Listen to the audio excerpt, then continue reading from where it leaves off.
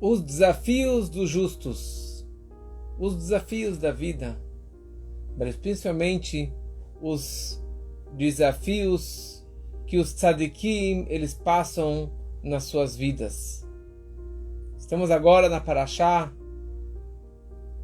Tzav, segunda porção do livro de Vaikra, e temos aqui algo extremamente interessante e prático, lições para a nossa vida de comportamento, como que é necessário ter desafios na vida, em qualquer idade. A pessoa nunca pode se aposentar, a pessoa nunca pode parar de ter novos desafios e avanços mentais, espirituais e challenges cada vez maiores na sua vida.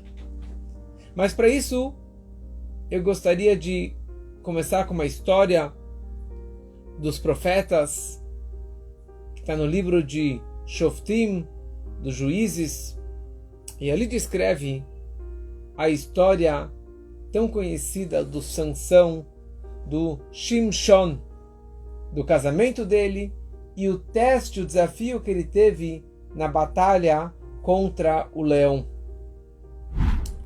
Essa é a foto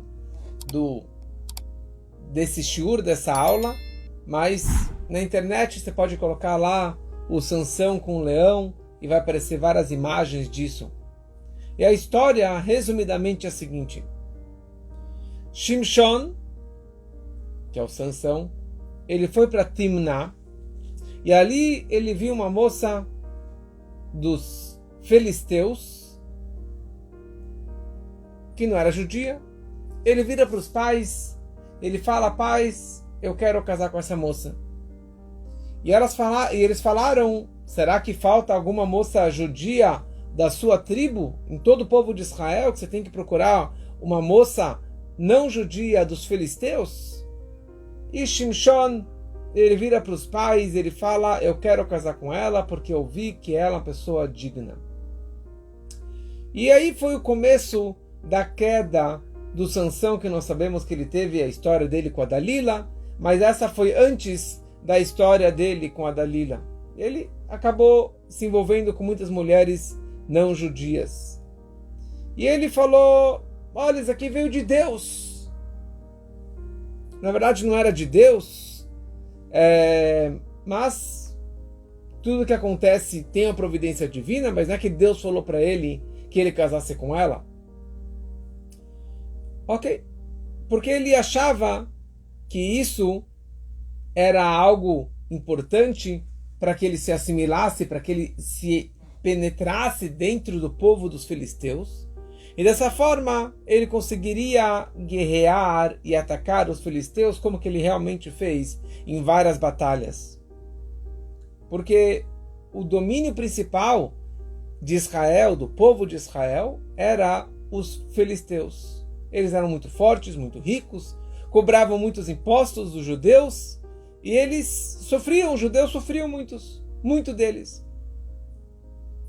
Então, Shimshon foi junto com seus pais, e eles chegaram perto de um vinhedo, e ele, sendo um nazir, um nezireu, que não podia cortar os cabelos, por isso que ele tinha aqueles cachos compridos, e um nezireu também não pode comer vinho, uva passa e assim por diante.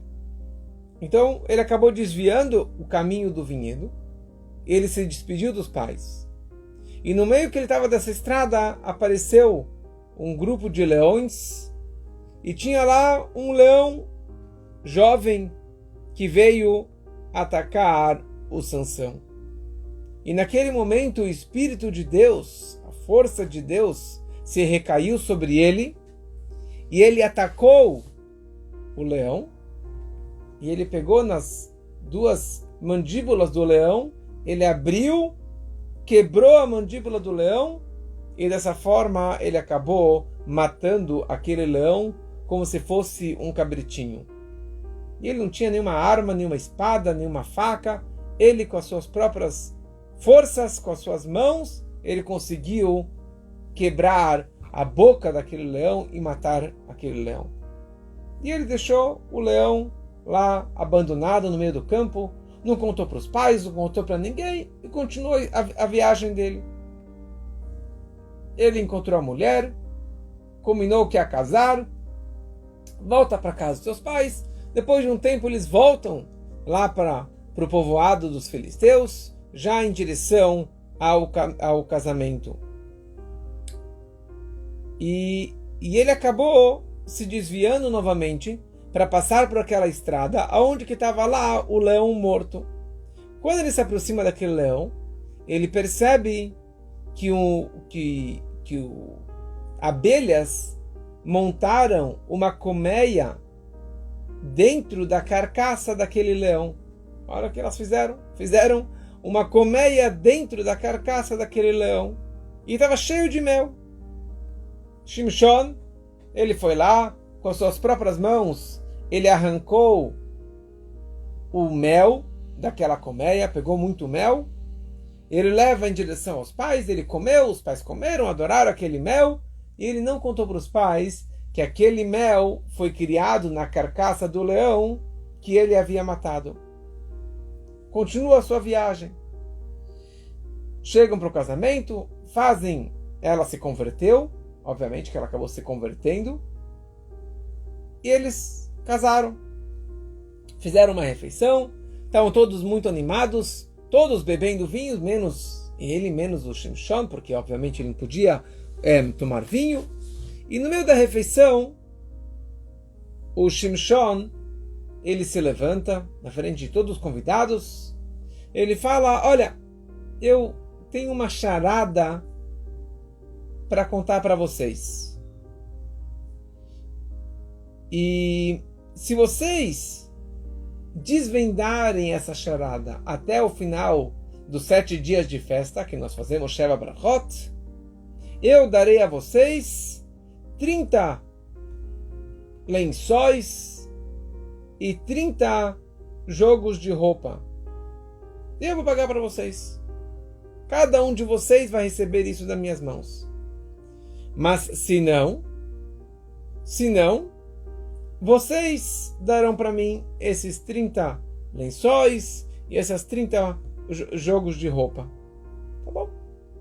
Então, por favor, fala aí, Sansão, você é tão inteligente, nos diga qual que é a tua charada. E o Shimshon, ele fala o seguinte, a frase que ele falou em hebraico é a seguinte: Me'aochel yatsa machal ume'az yatsa matok. A tradução literal seria: daquele que come saiu comida, e do forte saiu doçura. Daquele que come saiu comida, e daquele que é forte saiu doçura. A intenção dele era para falar sobre o leão, quer dizer que como que de um leão forte que come e ataca e devora, sai dele um mel que é doce. Essa que era a charada dele. E obviamente que ninguém tinha como saber isso, não tinha como descobrir. E assim passaram-se 3 dias. E daí o povo, estavam desesperados, eles viram para a mulher dele, recém-casada, e fala: você tem que forçar ele para contar para você o segredo dessa charada. Ele falou: o que eu vou fazer? Eu não tenho como. Ele não quer contar para ninguém. Então eles ameaçaram ela de morte. Se você não descobrir isso, vamos matar você, teus pais e toda a sua família. Falou: tá bom. Ela foi lá e começou a encher, e chorar. Nos 7 dias de festa, ela estava chorando, implorando para ele, até que ele não aguentou. No 7º dia, e ele acabou contando para ela o desvendar daquela charada. E obviamente ela foi lá e contou para as pessoas, e no final do 7º dia, antes do pôr do sol, eles viraram para ele e falaram: Ma matok midvash, o que é mais doce do que o mel? O maaz meari, o que é mais forte do que o leão? E eles explicaram realmente o que representava aquela charada. E ele ficou muito furioso, porque ele tinha certeza que eles não descobriram sozinho a resposta dessa charada. Obviamente que foi a mulher dele que revelou a resposta e acabou uma briga e acabou uma discussão. E depois, se quiser mais detalhes, abra lá no Tanakh, no Shoftim, no capítulo 14, que tem a continuação da história.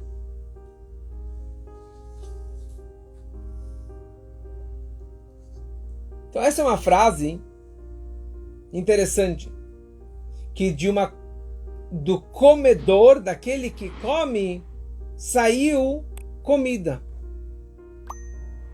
E do forte saiu o mel. E essa frase é trazida num livro de explicações profundas da mística do Alter Rebbe, do primeiro Rebbe. Como já falei várias vezes, que o Alter Rebbe escreveu, fora o Tânia, escreveu vários outros livros. Esse é um livro que eu estudo já há alguns anos, toda semana, um trechinho que se chama Likutei Torah. E nesse Likutei Torah aparece um discurso do Alter Rebbe, e ele se baseia nesse discurso, nesse versículo que falamos agora, da charada do Shimshon, a charada que o Sansão falou para os filisteus. Aquele que come, daquele que come sai comida, e do forte sai doçura. Isso tem a ver com a nossa parashá. A parashá da semana descreve sobre mais sacrifícios, mais oferendas, e fala das oferendas que o Aharon, a Kohen Gadol, que é o Aharon, irmão de Moshe, que era o sumo sacerdote, ele precisava fazer também algumas oferendas. Que agora a Torá está descrevendo sobre os preparativos da inauguração do templo, durante 7 dias de inauguração do templo. Então a Torá fala, Zé Korban Aharon, este é o sacrifício, esta é a oferenda que o Aharon ele precisaria trazer para a inauguração do templo. E o Medrash, ele faz uma pergunta baseado na frase do Sansão. Como que daquele que come vai sair comida? Porque normalmente de todas as oferendas, ou de praticamente todas as oferendas que eram comidas por alguém, o sacerdote, e com certeza o sumo sacerdote, o Kohen Gadol, ele sempre comia um pedaço das oferendas que o povo trazia. Então ele era Mehaochel, ele era aquele que sempre comia, como se fosse o leão, que sempre é o que devora, o que ataca, o que come. Como que dele vai ter que sair uma oferenda? Aharon, ele sempre é aquele que come, agora de repente ele tem que trazer também uma oferenda para Deus. Então Alter Rebbe ele explica que os sacrifícios eles eram comidos de duas maneiras, ou duas coisas, dois momentos eles eram comidos: pelo altar e pelos Kohanim, pelo Mizbeach e pelos Kohanim, pelos sacerdotes. Sobre o Mizbeach, o altar dos sacrifícios que tinha no templo, tanto no templo móvel do deserto ou no primeiro templo de Jerusalém, havia um Esh Betzurat Aryeh, um fogo que desceu dos céus, e esse fogo ele tinha uma imagem de um leão. Todo o sacrifício que era levado sobre o altar, ele era consumado pelo fogo. O fogo comia aquele sacrifício. Só que aquele fogo ele tinha essa imagem de um leão. Então, primeira coisa, tudo aquilo que era levado sobre o altar, que de todo o sacrifício, um pedaço dele era levado sobre o altar no fogo e era comido pelo fogo. E fora isso, o Aharon, o sacerdote, e todos os sacerdotes descendentes do Aharon, eles comiam partes daquele sacrifício, daquela oferenda. E como nossos sábios aprendem que no momento que o Kohen, que o sacerdote comia de um pedaço, porque o sacerdote ele é o representante de Deus no mundo, então, na hora que o sacerdote estaria comendo daquela comida, isso é considerado como que se Deus estivesse comendo, e automaticamente os Baalim, os donos, aquela pessoa que trouxe essa oferenda, por algum pecado, ou por alguma transgressão, ou por um agradecimento, por algum milagre que aconteceu na sua vida, ele era perdoado pela oferenda que ele trouxe. Quer dizer, da mesma forma que o altar comia os sacrifícios, os Kohanim, os sacerdotes, também comiam dos sacrifícios, e isso trazia a expiação para o doador daquela oferenda. Então a lógica diria que se alguém é a fonte da expiação e do perdão para os outros, então ele já é perfeito. Ele já foi perdoado. E ele não precisa mais de expiação, ele também não precisa trazer as suas próprias oferendas. Então se o sacerdote ele trazia essa expiação para o restante do povo, então eles deveriam ser pessoas perfeitas, elevadas, refinadas, e não precisam de nenhum perdão, expiação, ou trazer a sua própria oferenda.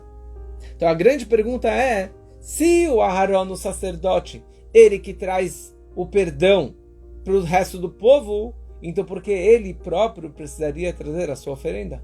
Porque era necessário que ele trouxesse a sua oferenda para o templo.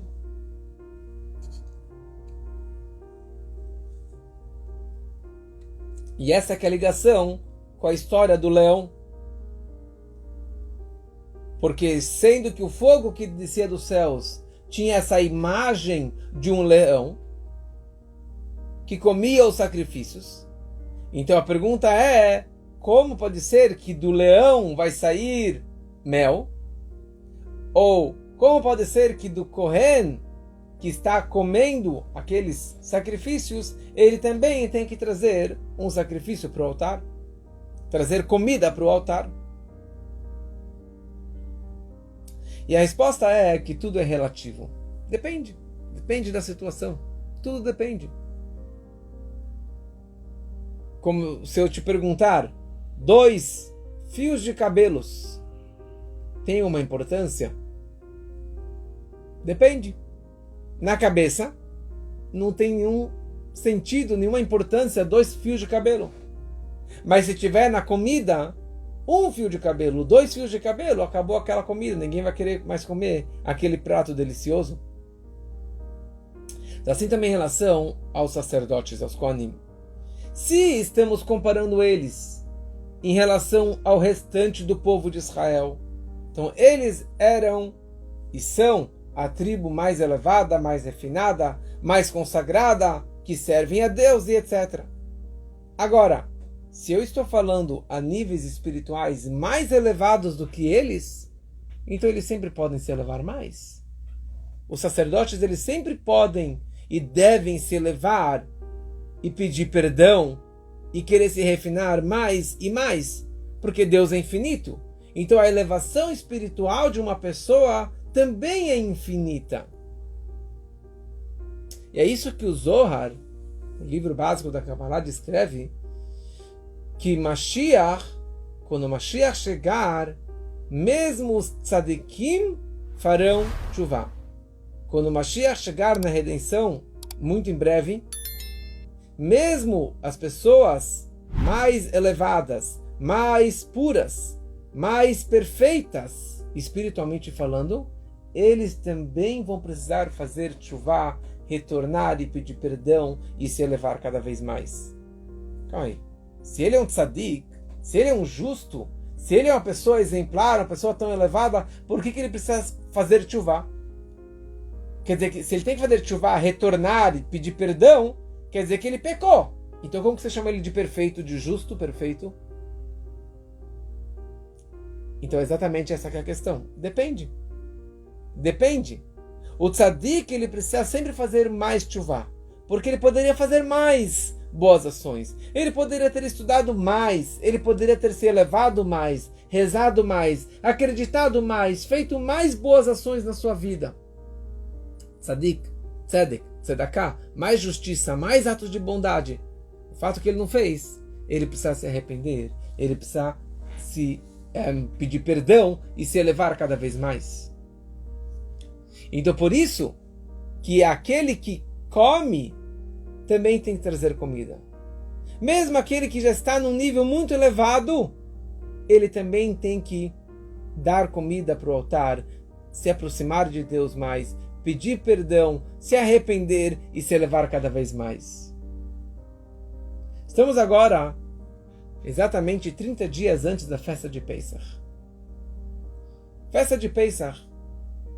Aliás, iniciaremos essa quinta-feira um novo curso, a mística de Pesach. Teremos 3 aulas sobre a mística, sobre a Kabbalah, explicações mais profundas sobre a festa de Pesach. Não percam. Qual que é toda a ideia de Pesach? Pesach significa que nós saímos do Egito. Mas existe um preceito, uma obrigação, uma ordem da Torá, Shebechol dor vador ubechol yom vayom. Todo dia, em cada geração, em cada dia, nós temos a obrigação de lembrar a saída do Egito, de vibrar a saída do Egito, de sentir que eu era escravo, avadim ainu, e eu saí do Egito. Todo dia. Por isso que nós comemoramos o Pesach todo ano, fazemos todas as simbologias para eu sentir a escravidão, a amargura, o sofrimento, para poder comemorar que Atá ben Echorim, que agora eu sou um homem livre. Mas todo dia nas rezas, nós mencionamos a saída Zecher Letziat Mitzrayim. No Kiddush, no Shabbat, nós falamos Zecher Letziat Mitzrayim, em lembrança da saída do Egito. Tudo que nós fazemos, eu tenho que sempre lembrar que eu era escravo. E todo dia eu tenho que sair dessa escravidão, todo dia eu tenho que sair desse aperto, porque Egito, em hebraico, é Mitzrayim. E Mitzrayim significa apertos, dificuldades. E todo dia eu tenho que sair dos meus apertos, das minhas dificuldades. Não basta que eu saí ontem dos meus apertos, das minhas limitações, que eu ultrapassei os desafios de ontem. Se hoje eu não passei, eu não quebrei as barreiras, se hoje eu fiquei na minha zona de conforto, hoje eu não saí do Egito. Hoje eu não me superei. Hoje eu fiquei preso e hoje eu fiquei um escravo do trabalho, do celular, da internet, da mídia, do dinheiro, dos meus limites particulares. É por isso que cada dia nós temos a obrigação de sair das nossas limitações. Da mesma forma que o tzadik, o justo, ele pode ser o justo perfeito, ele pode ser um sacerdote, um Kohen Gadol. Ele também tem que dar de si e trazer uma oferenda para poder se elevar cada vez mais. Sim. Aquele que come também tem que dar comida. Aquele que já se elevou, ele também tem que dar de si. Para que do forte saia o doce, para que de um leão saia mel. E isso nós podemos aplicar em 3 áreas, que são os 3 princípios básicos do judaísmo. Torá, Avodá e Gemilut Chassadim. O estudo da Torá, o serviço a Deus, que é a reza, e Gemilut Chassadim, atos de bondade e caridade, Tzedaká. O Talmud escreve sobre a Torá, sobre o estudo da Torá, sobre a grande importância de estudar e revisar tudo aquilo que você estuda. E o Talmud fala um conceito que é chamado 100 vezes. Revisar o seu estudo 100 vezes. Porque antigamente, enquanto que a Torá oral ainda estava oralmente e não havia sido digitado, escrita, não havia o Talmud, não havia essas centenas de milhares de livros do Talmud e da Hassidut, da Kabbalah, que é a Torá oral, que depois foi digitada. Então as pessoas não tinham livros. Eles escutavam uma aula, e precisavam revisar e revisar e revisar e revisar até que aquela matéria pudesse penetrar na sua cabeça. Então as pessoas tinham o costume de revisar os seus estudos 100 vezes. 100, 100 vezes, mea peamim. E o Talmud escreve o seguinte: uma pessoa que estudava só 100 vezes, ele é chamado Lo Oved Elokim. Ele não é um servo de Deus, ele não é um trabalhador de Deus, ele não labutou para isso. Uma pessoa que revisou 101 vezes, ele já fez 100 vezes, e agora ele fez mais uma a mais daquilo que ele estava acostumado, ele é chamado um Oved Elokim, alguém que trabalha, que serve no presente, está trabalhando para Deus, um trabalhador de Deus. Por quê? Porque nesse momento ele quebrou a barreira. Ele saiu da sua zona de conforto. Ele teve que investir mais tempo, mais energia, mais cabeça para ele atingir 101 vezes. Ele se superou. O cavalo estava acostumado a pular 50 centímetros. No momento que ele pulou 51, ele recebe um grande prêmio. Carro de corrida ou um corredor, na hora que ele conseguiu fazer, em vez de 50 quilômetros, ele fez 51 quilômetros, ele ganha seu prêmio. Porque ele passou, e passou o grande teste. Ele se superou além daquilo que ele estava acostumado. Então, apesar que ele já está acostumado todo dia a fazer 100 revisões, todo dia sair do seu Egito particular, dos seus apertos particulares, das suas dificuldades particulares, ele fez um esforço a mais. Todo dia ele estuda um pouquinho de Torá. E hoje ele estudou um pouquinho a mais. Ele começou um novo estudo. Ele acrescentou algo. Isso representa a pessoa que se superou e passou dos seus grandes testes. Mesma coisa em relação à reza. Pessoa que não reza todo dia. Como semana passada falamos sobre a oferenda de Minha, ou a reza de Minha, a reza da tarde, a reza mais importante. E várias pessoas se comprometeram a fazer essa reza diariamente. Então essa é uma pessoa que está saindo do seu Egito. Ele nunca rezou a reza de Minha. A partir de agora, ele está rezando mais uma reza. Então ele está saindo do seu Egito. Mas alguém como eu, que já rezo todo dia 3 vezes ao dia, e já vou na sinagoga todo dia, e já rezo com minyan, com 10 homens, então eu já estou acostumado, já faço daqui a décadas. Para mim, eu preciso me esforçar para me concentrar melhor na reza, para rezar com mais empolgação, com mais paciência, olhar menos no celular, conseguir responder melhor, participar melhor da reza. Para mim isso aqui é um desafio. Se eu não fizer isso, eu estou preso. Eu não estou dando de mim. Eu não estou saindo da minha zona de conforto. Mesma coisa em relação a atos de bondade, Gmirut Hassadim, doação, tzedakah e dar caridade. A pessoa que está acostumado a dar sempre o dízimo, parabéns, você está cumprindo a obrigação de dar a tzedakah. Você está dando o dízimo. Anos atrás, minha esposa virou para mim e falou: você sempre deu dízimo, que tal você dar 11%? E para mim foi muito difícil de dar. Um a mais. Mas era, em vez de dar 10, eu tenho que dar agora um a mais, 10% a mais daquilo que eu dava. E eu comecei a dar 11%. No começo foi difícil. Daí eu falei, olha, não machucou. Não me fez falta esse 1% a mais. Daí eu aumentei para 12%, depois para 13%, depois para 14%. E cada vez eu estava me testando, me superando. E o legal disso, como já falei várias vezes, que a ideia da tzedakah, da doação, de dar o dízimo, é você estar desafiando a Deus. Nesse caso eu estou desafiando a Deus, porque Deus prometeu, quanto mais você der, eu te dou de volta. Se você der o dízimo, você vai ficar rico, porque Aser, Ashir, 10 e riqueza são as mesmas letras no hebraico. E eu comecei a dar 13, depois 14. E uns 3, 4 anos atrás, quando que foi véspera de Rosh Hashanah, no mês de Elul, eu decidi fazer um desafio maior. De fazer o correto, de dar os 20%. Que o correto, na verdade, é dar 1/5, não 1/10. De dar 20% daquilo que você ganha e não 10%.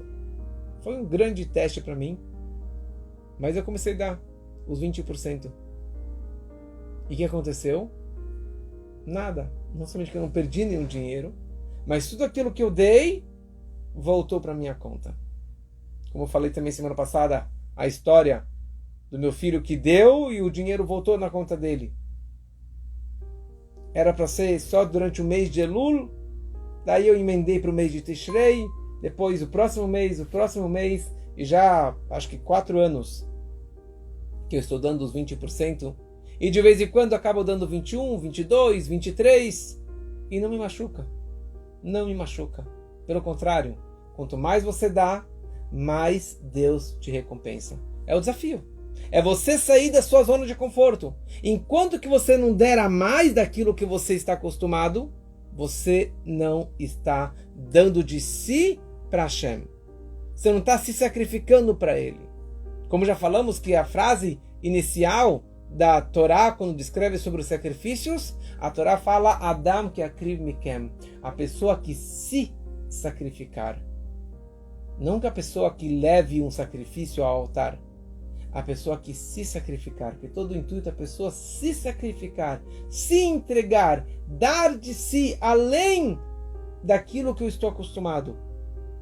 Como uma psicóloga disse esses dias, o cérebro, ele se acomoda e ele gosta da simplicidade, sem desafios. Ele gosta disso. Ele se acomoda com a sua zona de conforto, simples e assim por diante. Mas o cérebro, ele precisa de desafios. O cérebro precisa de testes, precisa de provas, precisa de um estudo mais profundo. Como que o Rebbe incentivou muito que os alunos fizessem um pilpul, que seria uma tese nos estudos. Que inventassem tese. Todo ano que inventassem teses para você fazer mais um estudo mais profundo. Sim, toda vez é mais um sacrifício. Se você já deu X, mas tem que dar Y. Se você repetir o mesmo sacrifício que você fez ontem, se você deu quanto que você deu ontem, se você se esforçou o mesmo que você fez ontem, já não é mais sacrifício. Já não é mais uma oferenda. A oferenda é você dar a mais. Sempre a mais. Por isso que a lei diz que um rico que trouxe uma oferenda de um pobre, como eu falei semana passada, a oferenda de um pobre era um pouquinho de farinha ou um pombo, uma rola. Se um rico que poderia trazer um boi traz um pote de farinha ou um passarinho, ele não cumpriu com a sua mitzvah, com a sua obrigação. Ele tem que dar a mais, ele tem que dar aquilo que ele pode. Ele não pode dar a menos. Mas um pobre que trouxe a oferenda de um rico, ele cumpriu a obrigação, porque ele trouxe muito além da sua capacidade. Como também contamos semana passada a história sobre isso. Como certa vez, um ricão perguntou para o seu rabino: quanto que eu preciso dar para ser considerado tzedakah? Só se eu doar milhões? Ou se alguns dólares também já vale como donativo, como tzedakah? E o rabino falou para ele: no momento que você sente a dificuldade de dar. No começo, talvez dar 100 dólares seria difícil. Se você se superar, você saiu desse Egito, você saiu desse aperto. Daí você está acostumado a dar centenas de dólares. Depois você já acostumou. Agora você tem que dar milhares de dólares. E cada vez você dá a mais, e isso que é a sua tzedakah. Como um senhor passou uma vez na frente do Rebbe, um senhor aqui brasileiro, já falecido, que tinha muito dinheiro. E ele passou na frente do Rebbe e deu um envelope. E o Rebbe mandou o secretário chamá-lo de volta e falou: você tem que colocar a mais aqui, porque isso aqui é peanuts, isso aqui é amendoim para vocês, isso aqui não é nada. Você tem que dar de si, você tem que sair da sua zona de conforto, você tem que sair do seu Egito, para isso realmente ser considerado uma oferenda e um sacrifício para Deus. Porque cada um faça os seus sacrifícios, passando, superando as suas barreiras, as suas zonas de conforto, e aí sim que isso gera um reach nichoch lashem, um aroma, um cheiro prazeroso para Deus, que Deus ele vai realmente gostar do seu sacrifício, da sua oferenda, cada um na sua vida, no seu estilo, mas nunca se aposente. Por isso que o Rebbe foi sempre contra a aposentadoria, para você nunca parar de trabalhar, nunca parar de se esforçar, nunca parar de crescer, nunca parar de estudar Torá. E é isso que realmente vai trazer um prazer para Deus, e que possamos em breve ter o terceiro templo com a vinda do Mashiach, e aí teremos novamente as oferendas e os sacrifícios no terceiro templo, que seja muito em breve, se Deus quiser. Uma boa noite para todos.